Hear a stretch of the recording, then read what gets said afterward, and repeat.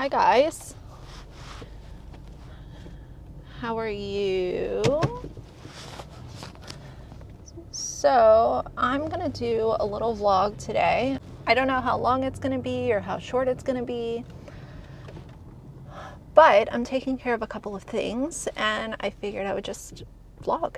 It's not that deep, it's not that serious, but the first thing I'm doing is actually serious. I'm going to visit my grandmother's gravesite, and they're like gold stars for, the holiday season. And they're really cute, and I found them for 50% off. So I'm gonna stick them in the ground and see how long they stay.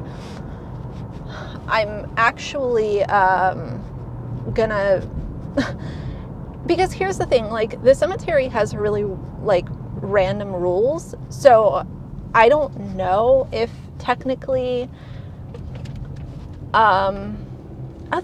other people have stuff stuck in the ground too. So I think it'll be fine. But if they take them out, it won't be a big deal because they were $2.99 and I got them for 50% off. So I literally paid, a really small amount for them. And yeah, we're gonna see. I usually come visit her. Sometimes I do it super often. Sometimes it's every other month or something like that. So yeah, that's what we're gonna do. And then to lift my spirits, we're gonna go and run by Anthropology and also Sephora. So that's what we'll do after. I don't really have any other errands that I need to run today. It's kind of a quiet day, but I figured this could be a bonus video for you guys. Anyone who's interested can watch it and hang out with me. Obviously, those of y'all that have subscribed for a long time, you know that I visit my grandmother's gravesite very often, and I don't usually share it in a vlog. I have a couple of times. No, I don't film in the cemetery. No, I don't make TikToks in cemeteries. No, I don't film other people's headstones and post it on social media. In fact, really random fact, I usually don't even have music playing when I enter the cemetery. I like for it to just be really quiet and serene, and I can be there with my thoughts from entering all the way through the time when I exit. So either way, and by the way, I'm not saying that like music is like bad or anything. It's just what I do for myself. It allows me to be with my own thoughts instead of having music playing in the background. It's just what works for me. That's all. All right, you guys, I'm back. I needed to gather myself and decompress before we continue with the day. And that's exactly what I did. So I want to talk to you guys really quick about something that I was thinking of last night. I have so many like random thoughts that run through my head just about so much stuff. I want to talk about the short lifespan of some influencers. You think of these influencers like James Charles. Let's just use him as a really basic example because he is someone who was very popular, lost his popularity, and is now just kind of like there. Like he's plateaued. Like he's never going to be as popular as he was at one time, and he's just kind of there. Like he didn't leave the internet, but who cares? Like who'd care about James Charles? Like he could literally do anything and I wouldn't care. But I want to talk about that for a second because it's very funny with these influencers how you give them the world, like you give them the fame, the clout, the popularity, the money. These influencers make so much money in such a short period of time, and it's just funny because most of them do the same exact thing with their money. They will end up buying a mansion, buying expensive cars, and turn into someone who's showing you material items that 98% of their followers would not be able to afford. Birkin bags, Louis Vuitton, Gucci this, Hermes that. You know, people, and that's why the whole unrelatable factor comes into the conversation so often. But it was funny because I was sitting there thinking, and I've thought about this quite a few times. If I had the income of an influencer for like just 1 year, if it was a 12-month span, and let's just say that I made $4 million, and that's, some of them make a lot more than that, some of them make a little less, but let's just use $4 million as an example. If I made $4 million in a year, what would I do with it? And I can tell you guys with 100% certainty what I would do with my money. I would pay off my debt. I would buy a house that is not a mansion. I'll tell you guys my dream home style. My dream home style is a small home that was preferably built somewhere in between 1940 and 1960. Something that would hopefully need minimal repairs. I'm all for a fixer-upper, but let's be honest, like if you can have something that has already been remodeled, that's ideal. And it would be something with probably 2 to 3 bedrooms, 2 baths, don't need a whole lot of square footage, and a big backyard that's fenced in. Really simple. I look at some of these homes that are older and I just drool over them. Like, some people look at big houses and are like, oh, that's a dream home. Or they look at the big penthouse in the sky and it's like, oh, I want to live there. Me, I want to live in an old house that has character and style and is vintage, like vintage but modern. I love that. Like, I love these old homes that people buy and they'll remodel the interior so that the interior is totally up to date, but the outside has that one-of-a-kind architecture. It doesn't look like the house next door. It has style, it has character. It might have a couple flaws, but that's what makes the house special. And when you're spending time in these homes, you can feel the history in them. And you can just imagine all of the family gatherings that probably took place in this house, all of the Christmas mornings, or all of the Hanukkahs, or all of the birthdays, or whatever it was. Your home has stories, and that's what I love. So it's just so funny when you think about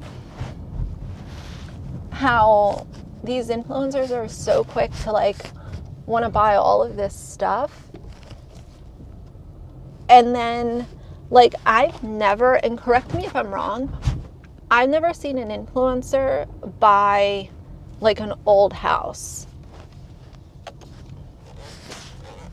Have y'all ever seen that?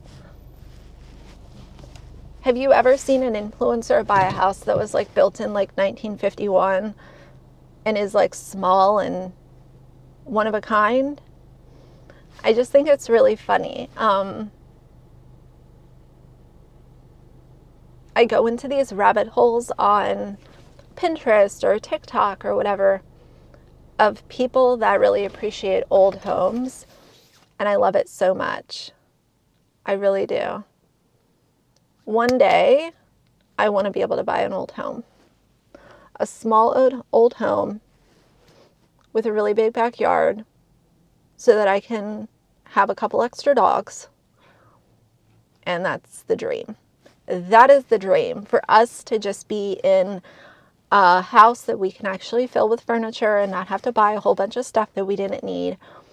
And just to be able to sit there and think, we have a home with character. This is it. That would be my I've made it moment. But either way, let's go in Anthro, go by Sephora, and then we'll move on with the day. All right, you guys, so I'm all done at Anthro and Sephora. Anthropologie was super busy, so I didn't film anything. They didn't really have anything that was worth filming. They're kind of in that weird transition phase where here in the next few weeks, they're going to start to put stuff out for spring. And the holiday stuff is very, few and far between. So it just wasn't worth it. And y'all know I don't like to film people in stores anyway. So I did end up getting 2 of my Pura refills from Anthropologie. I got Fig Tree and Night Gardenia because they were having a sale and it was 30% off. So I did get those 2. I shared on Instagram how I got the Pura Black, which was exclusive on Black Friday. Like, that's the only day they were selling it. I wouldn't be surprised if in 6 months we see that it's something permanent, but whatever. I ended up buying it, and I shared it yesterday because it took 3 weeks to be delivered. And people were asking me questions like, do you actually like it? Is it really worth it? Blah, blah, blah. What I will say about Pura is kind of like candles. So if you're a candle lover and you're, burning candles, it's kind of hit and miss. You know what I mean? Like, sometimes you'll get a candle that's really amazing and it smells up your whole house and it's in the living room and you can smell it in the bedrooms. Like, it's amazing. Other times you'll buy a candle and you can burn it for a full hour and it's nothing. That's the same thing that Pura is. So some of the fragrances are really great. Some are not so much. So what I've done is just made a habit of repurchasing the ones that have worked well for me. I don't do the whole gamble thing anymore. I'm just kind of over like trying a bunch of new fragrances. Once in a while I might get something different, but for the most part, I've just been repurchasing stuff that has worked well. The reason that I like Pura is because I didn't like burning candles in the house because of Axel. And I know that people have their own opinions on that, and that's completely fine. If you have dogs or cats and you burn candles and that works for you, that's fine. But I started to feel guilty for having candles burning. I always made it a habit to not burn them for longer than like 1 or 2 hours, and then I would blow it out and that would be it. But I really like most people, I like for my house to smell good. When we come home, I like for it to not, just smell like stale air. So I really like that Pura does that without having to burn candles all day. Hi guys, we're back. I stopped and got a coffee at Starbucks because my colleague at work was so nice and got me a Starbucks gift card, and I decided to use it. Starbucks gift cards are literally like the best thing to give someone, because even if you're not a coffee drinker, I remember, there were years where I didn't drink coffee. I wouldn't drink coffee, but there were a few times where I got a Starbucks gift card and I would get like tea and a snack or something. So I feel like that's a really easy gift to give someone, right? But I got a coffee cake and my cinnamon dolce latte. They really should just make the cinnamon dolce latte something that's offered year round, because there are coffees at Starbucks that I just don't care about during the rest of the year. I like a cinnamon latte. Like, I don't like the caramel and the vanilla stuff. I never have.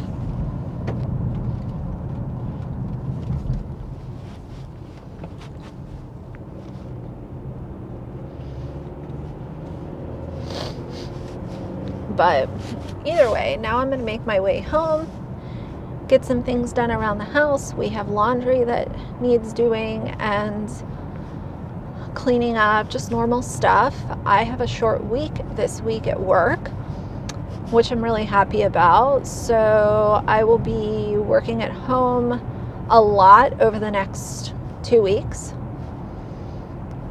I feel like most offices, like, don't a lot of people, if you work in an office setting or in the corporate world, like, do you find that a lot of people take off in between Christmas and New Year's. I feel like that's one thing that's kind of like standard in a lot of companies.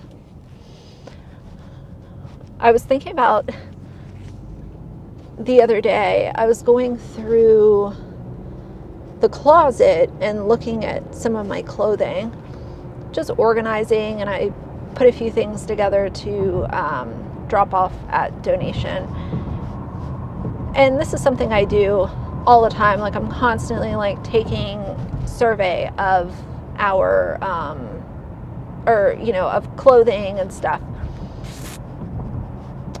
And I was sitting there thinking, like, wearing jeans feels very foreign to me now.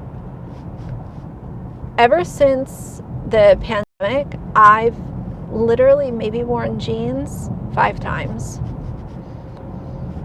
And it feels so, I feel so constricted and uncomfortable in jeans now. It's kind of funny how that works, right? But I feel like I'm either wearing my stretchy office pants when I go into work, or if I'm home, I'm wearing sweatpants or leggings, and when it's hot outside, I'm wearing shorts. So it's just really funny, like how, I don't know, I think the whole pandemic really changed a lot for a lot of different people, and things just look really different, you know? Things have definitely been kind of shaken up for a lot of us, and I feel very grateful.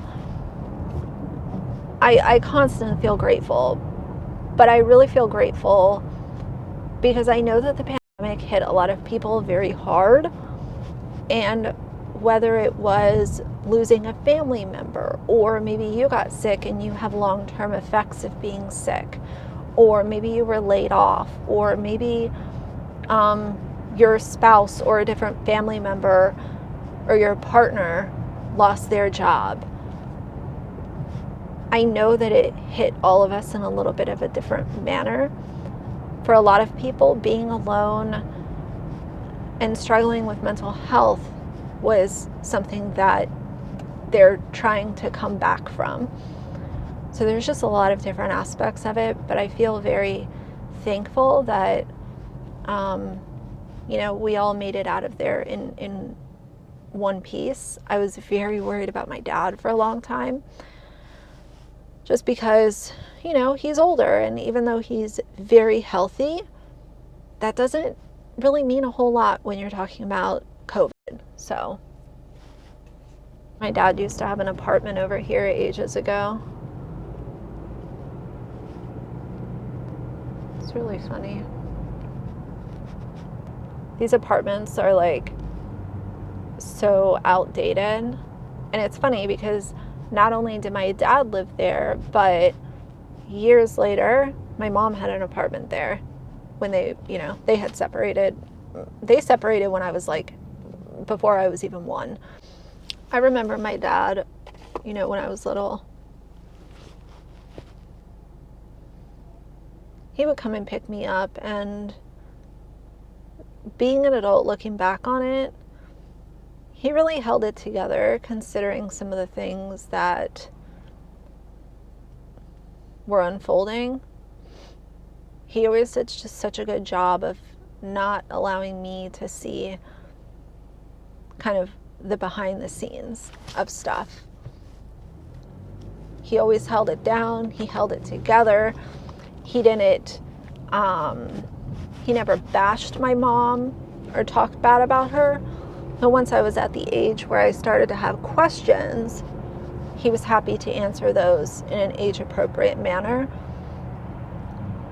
And I think about that a lot because of, what I see online now. I have like a dog hair or something. We're constantly seeing these parents that are oversharing about their separations and their divorce. And I get it that, everyone has the right to tell their story. But I also think about it from How much info are you giving out that could impact your kids? Kids are a lot smarter than people might think. And I just kind of think about, is it a possibility that if the parent is oversharing on social media, what are they saying in front of the kids? Are they dragging the ex-spouse or, the child's parent in front of them? Are they having conversations with their friends where they're talking badly about the other parent? I just kind of think about that a lot. There's usually one parent who will be the one who drags the other one and is insulting and talking crap and stuff. And then there's usually one parent that tries to shield the kids from that kind of stuff. Growing up with separated parents it can be really difficult. And if y'all are parents and you're trying to co-parent with your ex, just know that I am sending you my positivity and good thoughts and good vibes, because I know that it's not easy. Not that I know personally, but I do know from the seat of a child that grew up with polar opposite parents. And I saw one that set an example for me and another who wasn't super consistent with setting the good example of how to co-parent. It's also why it's really important. I saw a TikTok and it made me laugh. This was a while ago. And the guy was saying, be very careful with who you choose to have children with. Because if things go south, you're going to have to be able to co-parent with that person. And he was just kind of putting it out there as a surface level thing. And I get it, not all pregnancies are planned and all of that kind of stuff, but I don't know. Kind of feels like sometimes the person just turns into someone else. I look back and think about how my parents are, and I still think about how did they even ever live together? They're so opposite. They really don't share a lot of the same interests. It was just very interesting to me to think about my parents cohabitating. But I'm sure a lot of people think the same thing about their parents. I feel like she made my coffee extra hot. It is damn hot. All right, guys, so I'm going to continue to make my way to my next errand. I need to just run by CVS really quick. So I will check in with you guys when I'm done there. So I'll see you in just a sec. Hi.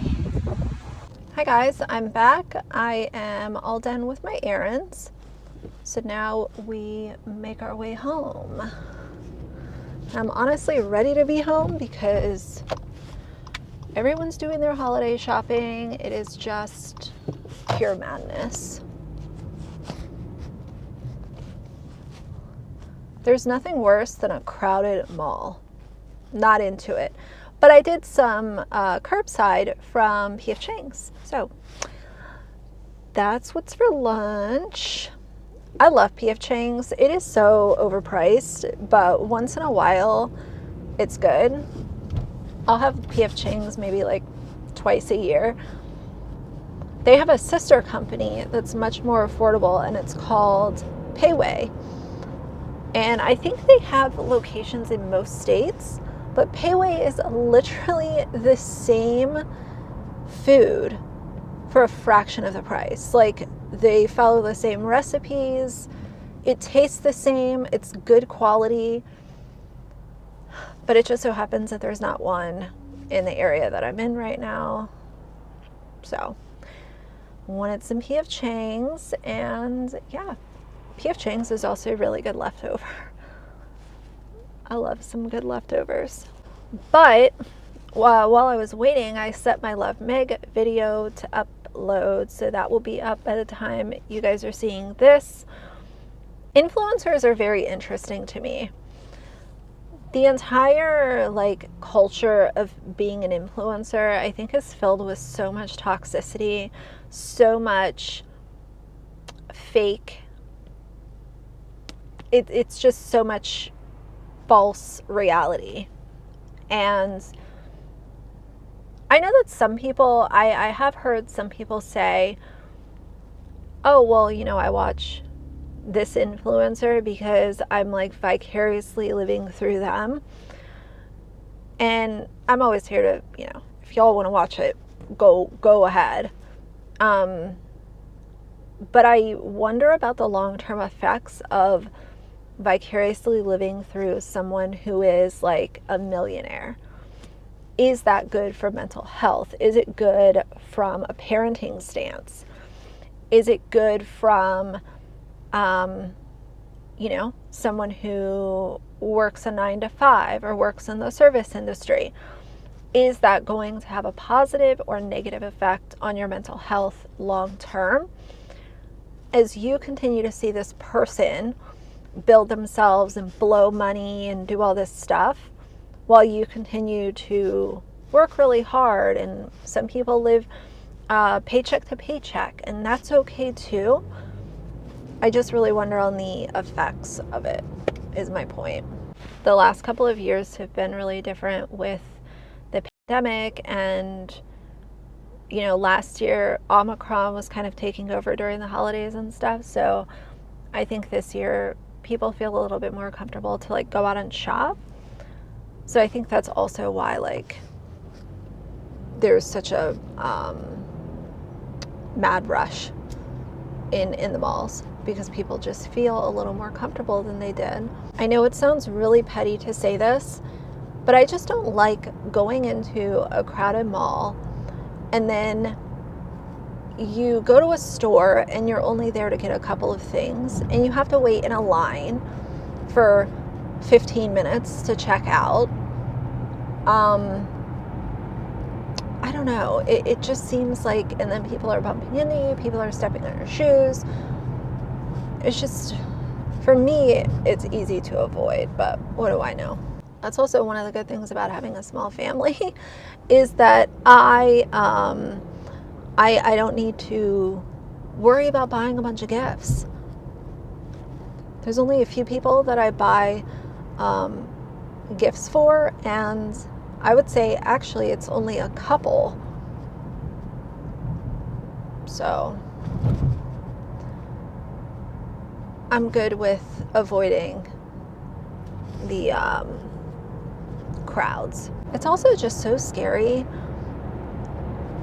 the things that you hear about now. People can't just go to the store and be guaranteed safety, unfortunately. But I am literally so hungry, so I'm going to continue to make my way home. I'll probably have to end up reheating my food, which is fine. But I'm going to make my way home. Thank you guys for hanging out with me today. I know this was a little bit random, but I post random stuff sometimes. That's just how it is. And I also know a lot of y'all, not a lot, but some of y'all are getting tired of the Dr. D Dozen stuff, but I will never be someone who only uploads about Alicia and her nonsense. Those videos will be on my channel, but I'm not an a solely anti-Alicia Doherty channel. That's just not what I'm here for. But either way, hopefully this vlog was enjoyable for you guys, or maybe it wasn't, and that's okay too. But I'm going to get on with my day. So for now, if you like the video, please leave a like and a comment. And if you'd like to see more from me in the future, please subscribe. I'll see you guys soon. Bye.